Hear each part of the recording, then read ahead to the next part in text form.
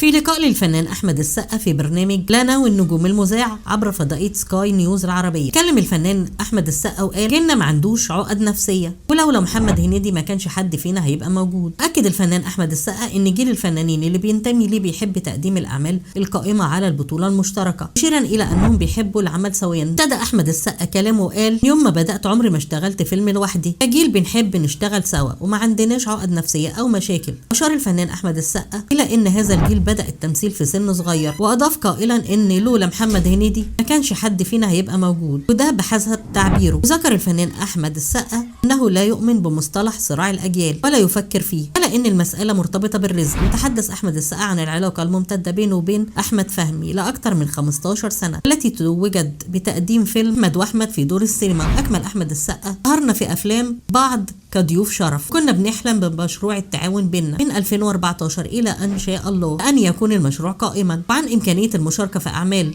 عن استراتيجية في المشاركة. أكد الفنان أحمد السقا أن المسألة بتعتمد على تقديمه للدور الذي يصدقه، لافتا إلى أن دوره في فيلم إبراهيم الأبيض دور استثنائي ولن يستطيع تقديمه مرة أخرى بنفس الطريقة. بسؤال الفنان أحمد السقا عن إذا كان مرتبط بفكرة البطل القادر على القيام بكل شيء، أجاب البطل ممكن يكون مستضعفا، والتي تسمى في الدراما الإغريقية تقطيع البطل التراجيدي، ولو في دور حلو كده هلعبه. لفت أحمد السقا أنه ليس عالقا في تقديم دور بطل الأكشن بدليل مشاركته في أفلام زي العشق والهوى من 30 سنة، مؤكدا أنه يتقبل النقد لأنه تخرج من معهد النقد الفني والإخراج والتمثيل. وصارع أحمد السقا وقال عن ابنه ياسين السقا هنبسط طبعا واتمنى ما يبقاش ابني نسخة مني، بل أفضل إنه هو يبقى أحسن مني بكتير.